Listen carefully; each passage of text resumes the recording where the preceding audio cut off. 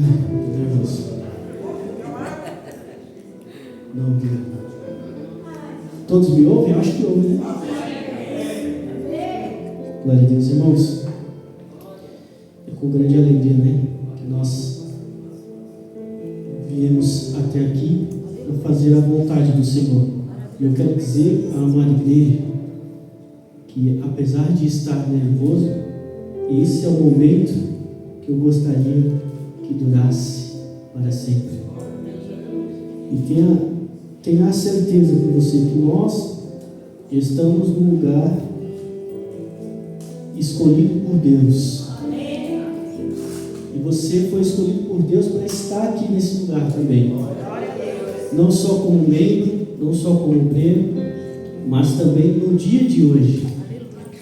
Que eu creio que Deus tem uma palavra para nossas vidas. Ontem eu tive uma reunião com meus filhos, né? Sabe aquelas conversas difíceis? Dizem que as conversas difíceis não devem ser adiadas, né? E foi um momento assim de muito aprendizado. Digo não para eles, mas para mim. Eu espero que tenha sido para eles também. E foi um momento assim, louvado seja Deus, em que eu me senti, ao mesmo tempo que eu não me sentia tão bem, mas depois, quando eu estava orando ao Senhor, eu fui tomado por uma alegria da parte de Deus inexplicável, no qual eu sentia o desejo de glorificar ao Senhor por tudo que o Senhor tem nos permitido viver. E naquele momento de oração, o Senhor me incumbiu uma mensagem, uma reflexão para nossas vidas nessa quarta-feira profética. E eu confesso aos irmãos que esse texto, apenas uma vez na vida que eu arrisquei a falar sobre ele, porque é um dos textos que eu considero mais difícil, um dos mais difíceis e um dos temas mais difíceis de se tratar dentro da palavra do Senhor.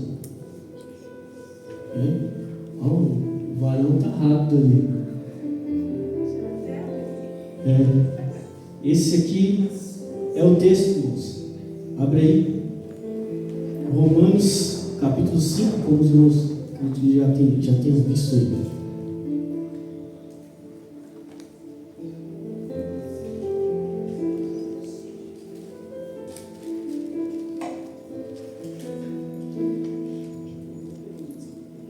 Romanos capítulo 5, a partir do versículo 1.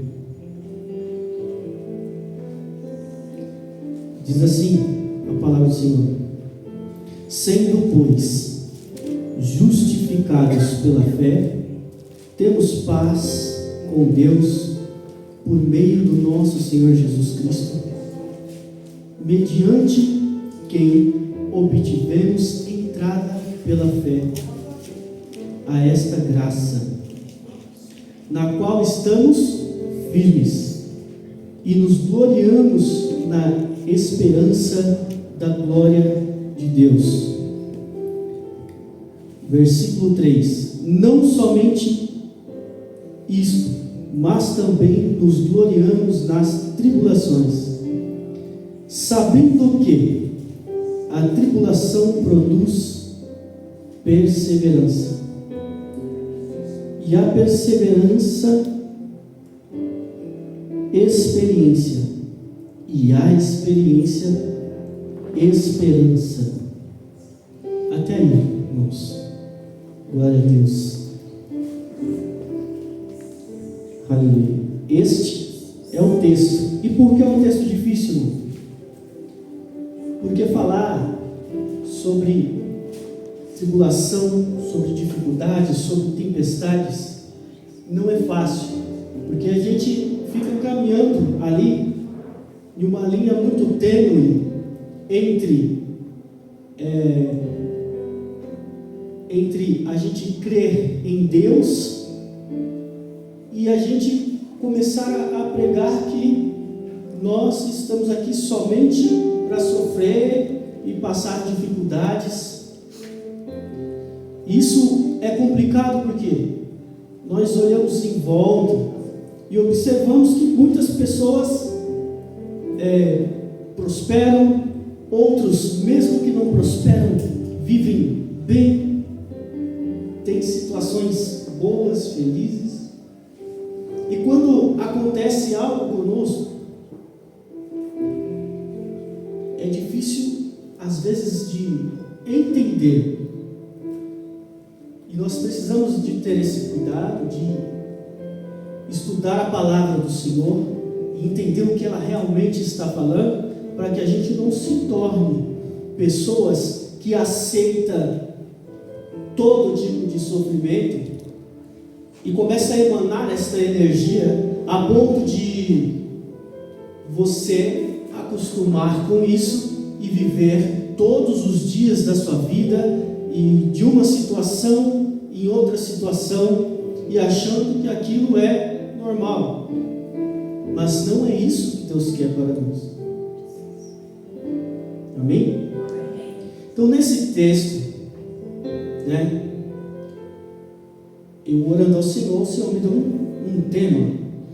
Meu Deus, o Farol está bravo hoje. Quando eu vou falar o tema já está. A glória escondida na tribulação. Então, o papel dessa reflexão hoje é nos mostrar como que nós podemos encontrar a glória que está escondida na tribulação. Porque ao viver uma situação difícil, é complicado você encontrar a glória. E aí eu pergunto, quem aqui gostaria de viver uma vida totalmente sem problemas? Quem gostaria? Levanta o seu nome. Sinto muito, irmãos. Olha o dedinho. Não é possível. Todo mundo deseja, mas não é possível. Paulo escreveu esse texto e vamos tentar, pelo direcionamento de Deus, a entender, em primeiro lugar, o que Paulo não estava dizendo no texto. Em primeiro lugar, o que Paulo não estava dizendo no texto. O que ele não estava dizendo era, ele não estava dizendo para que nós temos que ser uns masoquistas espirituais. Masoquista é a pessoa que tem prazer em sentir dor, prazer em sofrer, prazer em ser maltratado. Então nós não devemos ser masoquistas espirituais, de estar passando por um sofrimento e sair por aí feliz da vida. Nossa, eu fui abençoado porque estou sendo provado. Porque, irmãos, muitas das vezes, ou 99,999% das vezes, a provação que nós estamos vivendo são consequências de escolhas que nós mesmos fizemos. Deus permite, mas a própria Bíblia diz que todas as tribulações que nós vivemos são humanas. Muitas são permissão de Deus, para a gente aprender, para a gente ser direcionado. E aí, muitas vezes, o cristão, ao ler esses versículos ou ao ouvir alguém falar sobre esses versículos, ele passa a andar por aí e dizer: quanto mais eu sofro, mais sou santo. Está correto isso? Sim, porque muitas vezes nós vemos pessoas sofrer muito, mas são pessoas que não aprendem.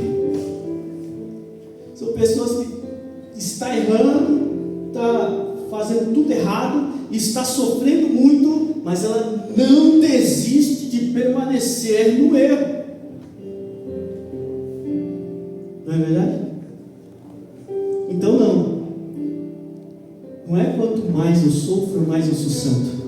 Outra coisa que Paulo não estava dizendo, ele não estava dizendo para nós negar a dor. Um exemplo que nós muitas vezes entendemos errado também. Lembra daquela mulher que estava indo atrás do profeta e perguntavam para ela: como é que você está? Vai tudo bem? E aí a gente lê isso, entende de maneira errada e passa o tempo todo: você está morrendo, mas vai tudo bem. Vai tudo bem. Não, irmãos, aquela serva, ela disse ao longo de um caminho: vai tudo bem. Porém, ela não estava parada dentro da casa dela esperando que o filho dela ressuscitasse ou que alguma coisa acontecesse. Ela estava falando que vai tudo bem, mas ela estava agindo, ela estava indo pelo caminho fazer alguma coisa. Ela não se acomodou da dor. Então dizer que vai tudo bem não significa que você está se acomodando e aceitando a sua dor. Vou aceitar aqui até que essa dor passe. Se você tem uma enxaqueca, aí você ora a Deus para te curar, você vai ficar, principalmente as irmãs, mulheres, passam mais por essa situação. Você tem dor de enxaqueca, você ora a Deus: Senhor, eu quero. Aí você senta e fica esperando passar. Não, você levanta, vai lá e toma um remédio que o médico receitou para você. Louvado seja Deus. Não é verdade? Então você precisa fazer algo em relação à sua dor. Você não pode ficar esperando que algo aconteça sem que você faça nada.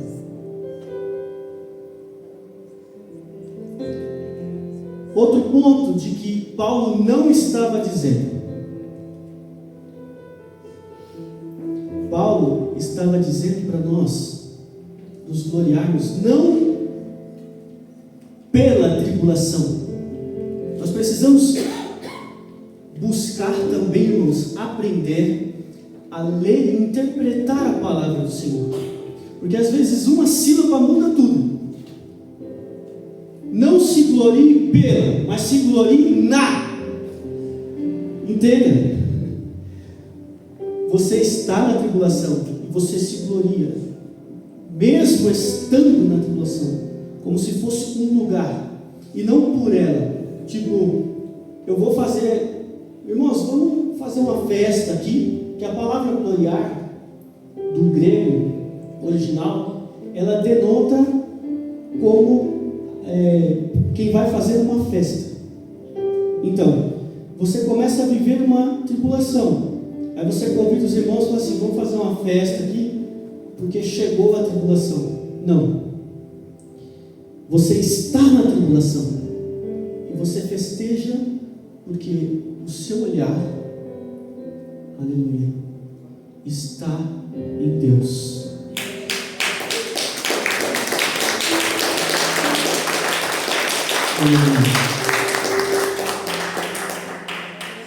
Acelera. Segundo ponto, então, nós já entendemos o que Paulo não estava dizendo. Então vamos começar a buscar em Deus o que ele quis dizer. O segundo ponto é por que se gloriar? O primeiro ponto que nós devemos se gloriar ou festejar na tribulação é que a tribulação revela aquilo que estava escondido. Sabe qual a primeira coisa que acontece quando uma grande tribulação chega na tua vida? é afastar as pessoas que não deviam estar perto de você. E poucas vão ficar. E aí você vai entender quem deve caminhar junto com você. Mas tem um texto em Deuteronômios 8. Deuteronômios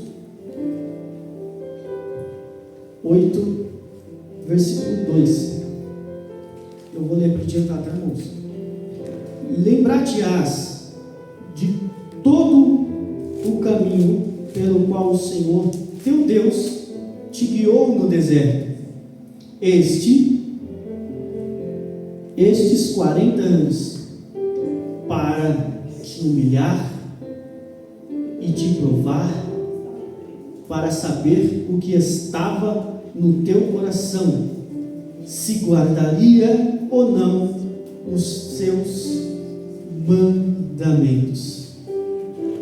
Então, quando nós estamos no deserto, na tribulação, Ele revela para nós, primeiro, as pessoas que não devem estar próximas de nós.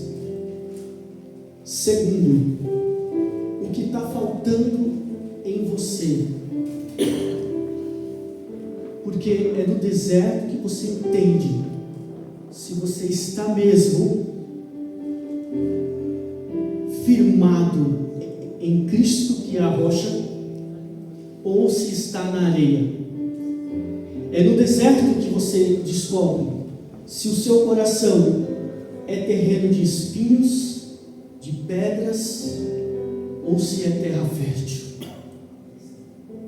É na tribulação que você descobre.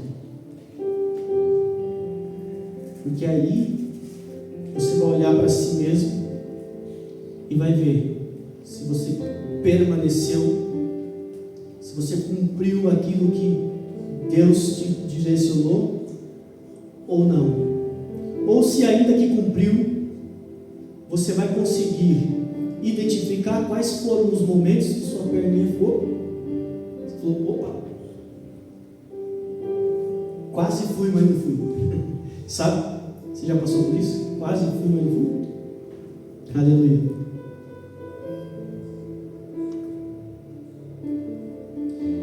Outro ponto que nós devemos nos gloriar na tribulação é que ela produz ferramentas. Como nós acabamos de ler, o texto é exatamente esse de Romanos, que ela produz paciência. O que é paciência? Ou perseverança? É aguentar firme. Aguentar firme. Está difícil, aguenta firme. Sabe, uma coisa que nós devemos ter a convicção e certeza em nossos corações é que a tribulação tem prazo de validade. Pode não ter passado ontem, pode não ter passado hoje, mas vai passar. Aguenta firme. Ela vai passar. Mas a mesma constante serve para o dia bom. Quando você está em um grande momento da sua vida, você está forte, espiritual, aproveita e busque ainda mais, porque vai passar e a tribulação vai chegar. E se você aproveitar o seu bom momento, você vai estar preparado para o dia da tribulação. Produz experiência. A experiência, ela molda o seu caráter e a sua mente. Porque quando estamos na tribulação, muitas das vezes é testado o seu corpo, o seu caráter, a sua mente, a sua alma. É testado e aprovado. Venci cheguei ao final dessa tribulação. Você foi aprovado. Você agora tem experiência. Aleluia. E a experiência?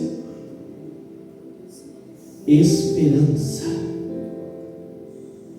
Quando termina a tribulação, você passa a falar por testemunho.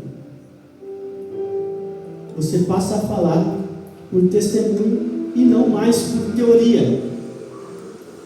Exemplo, Paulo, quando escreveu exatamente esse texto, ele já tinha sido preso, já tinha sido náufrago, picado por cobra, açoitado 2 vezes, tomou uma surra de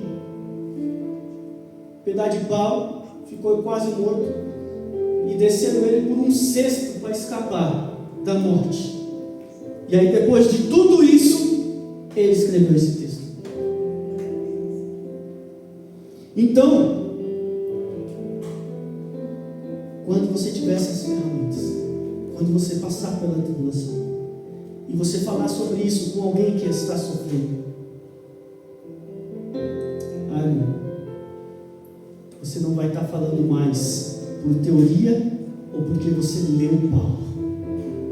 Você vai estar falando sobre o seu testemunho.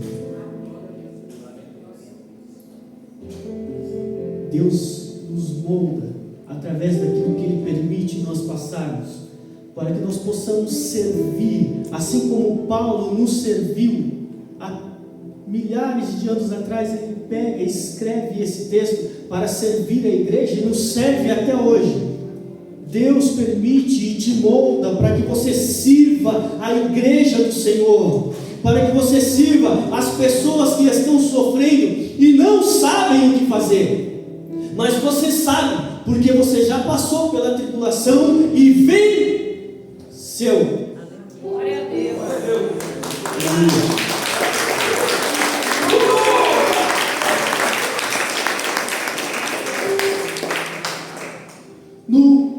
Em 2 Coríntios capítulo 12, versículo 9, a palavra do Senhor diz, vamos ler.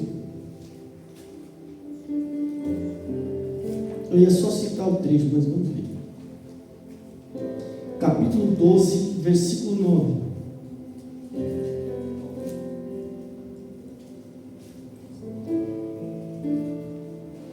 Capítulo 12, versículo 9. Mas ele disse: minha graça te basta, pois o meu poder se aperfeiçoa na fraqueza. Portanto, de boa vontade me gloriei nas minhas fraquezas, para que em mim habite o poder de Deus. As tribulações te aproximam de Deus e te confere poder. Te confere poder. O poder que muitos querem. Louvado seja Deus. Muitos querem performar em cima dos púlpitos, dos palcos, dos eventos. Este poder é adquirido não no título, não no estudo, não na intelectualidade, não naquilo que você pode ou não fazer, mas o poder que todos buscam e querem performar. Este se aperfeiçoa na fraqueza. Deus te confere poder através do nome dele para cuidar da igreja que é dele, curar as pessoas que estão feridas do corpo que é dele, através da fraqueza. Então não há nada que você possa fazer para que você possa ter mais poder. Irmão, você quer ser usado por Deus de maneira poderosa? Esteja preparado para ser o mais fraquinho entre todos. própria Bíblia diz: aquele que quer ser o maior seja um. Irmãos, o Senhor usa essas coisas para confundir. Ele usa os tolos para confundir os sábios, os pequenos para confundir os grandes. Então não adianta saber falar, ser formado, ser letrado, ser o que for que seja. Em nome de Jesus, irmão, seja. Busque mais aprender. Busque mais conhecimento. Busque mais aprimorar os seus talentos. Seja na palavra, seja no louvor, seja no departamento ao qual o Senhor te chamou. Mas o poder, ele só se aperfeiçoa na fraqueza. E aí quando você gloria-se em Deus, mesmo nessa fraqueza, o poder dele é manifesto através da sua vida. Aleluia. Glória a Deus.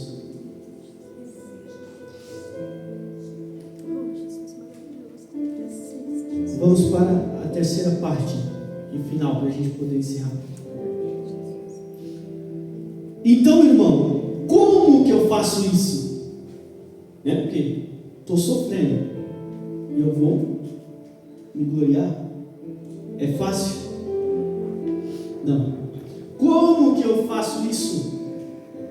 Como eu vou me gloriar na prática? Me mostre na prática. Primeiro ponto para você conseguir isso na prática: mude o seu vocabulário, mude a pergunta que você faz. Por quê?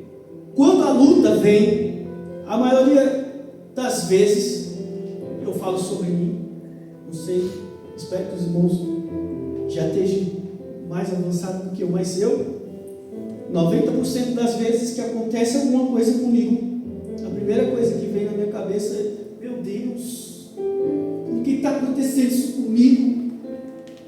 Não, mude o seu vocabulário. Para qual propósito o Senhor permitiu essa tribulação? Então você vai mudar o seu vocabulário, em primeiro lugar. Em segundo lugar, mude a posição, mude sua posição, seu posicionamento. Não olhe para a tribulação ou para a tempestade. Olhe para Cristo. Porque quando você olha para Cristo, assim como Pedro, você salta do barco e anda sobre as águas. Aleluia. Mas quando você olha para os raios, ventos, nuvens, ondas e tempestade, você afunda. Então, o primeiro ponto é mudar o seu vocabulário. O segundo ponto é mudar a sua posição, o seu olhar para essa tribulação. Você não vai mais olhar para ela, você não vai olhar para o seu problema, mas você vai olhar para a solução do seu problema, que é Cristo. Aleluia.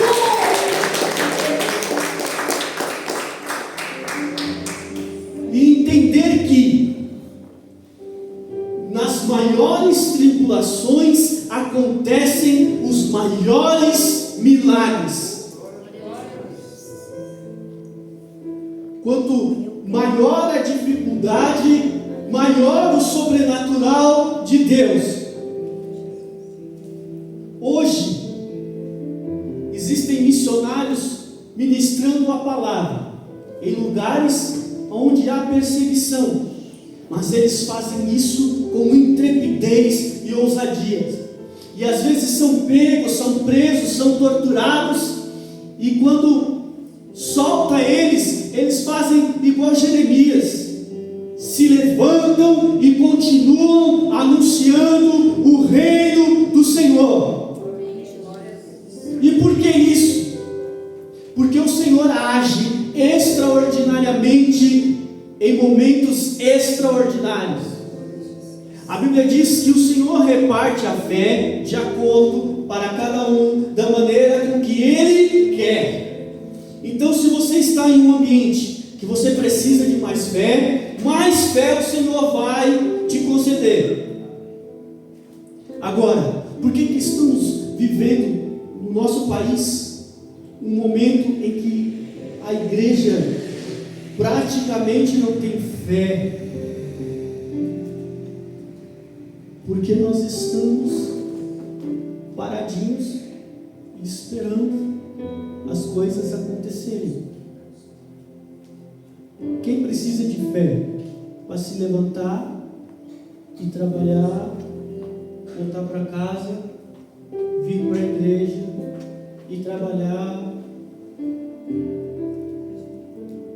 Quando nós começarmos a colocar no nosso coração que nós precisamos nos levantar e agir de acordo à vontade do Senhor. Quanto mais você agir, mais fé, mais intrepidez Ele vai conceder para você. Aleluia. E aqui, irmãos, para que a gente possa encerrar, eu quero relembrar com os irmãos alguns exemplos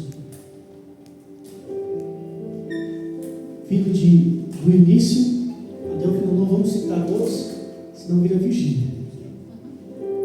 Mas vamos começar lá no início.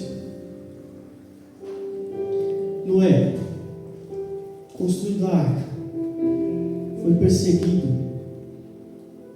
foi tido como chacota, mas ele ficou firme, ele perseverou e alcançou vitória. Deus concedeu para ele a fé necessária e ele alcançou. Abraão, que foi chamado para fora, ele levou com ele o seu sobrinho, e em um dado momento Deus havia prosperado muito os dois, tanto Abraão quanto o seu sobrinho. Mas ali ele começou a sofrer perseguição, ele e todos os seus servos do seu sobrinho, e já não mais comportava aquela situação. Ficou tão difícil que eles precisaram se separar, de tanta tribulação que estava tendo ali. E nessa separação, Abraão ficou com a pior parte aos olhos de quem olhava, mas ele estava naquela tribulação, ele estava com Deus, e Deus prosperou ele ainda mais. Isaac, quando tentava cavar os poços, vinha os caras e entulhava, e cavava do outro lado e entulhava, mas ele perseverou e o Senhor deu vitória. A tribulação chegou ao fim e graças à perseverança Deus prosperou ele, a ponto de seus perseguidores querer fazer aliança com ele. Louvado seja Deus. Jacó, aleluia, aquele que era um trapaceiro, que aí foi trapaceado, foi passado para trás durante muito tempo, mas ele perseverou e ficou firme, e o Senhor foi com ele, e ele conseguiu fazer as pazes com o irmão, e Deus prosperou a vida dele, e ele não mais era o trapaceiro, mas passou a se chamar Israel, lugar de esperança. Jó, meu Deus, ele, depois de passar toda aquela tribulação, ainda foi perseguido. Os seus amigos, seus 3 amigos, vieram com a intenção de consolar Jó, mas chegaram chegaram lá, eles viram a situação tão terrível de Jó. Durante 3 dias eles ficaram ali com Jó, almoçando, jantando, e não conseguiam falar uma palavra. Quando abriram a boca, foi para criticar. Mas o que você fez, cara, para estar assim? Mas Jó ficou firme. E a Bíblia diz que o Senhor prosperou a vida dele de maneira extraordinária. José, o sonhador, perseguido pelos seus próprios irmãos, jogado na cova, vendido como escravo, ficou firme. Foi para a casa de Potifar e ficou firme. Perseguido pela mulher de Potifar, firme. Foi para a cadeia e lá sofrendo, firme. Foi esquecido pelo rapaz ao qual ele ajudou, interpretando o sonho, e o rapaz foi lá, esqueceu dele, mas ele ficou firme. E Deus prosperou a vida dele e colocou ele como governador do Egito. Mas calma, a bênção que Deus colocou na vida de José foi tão grande que ela transbordou, e José foi o salvador da humanidade naquela época. Deus usou José para alimentar o mundo naquela época. E se assim foi com eles, assim será comigo, e assim será com você. Fique de pé em nome de Jesus, irmãos.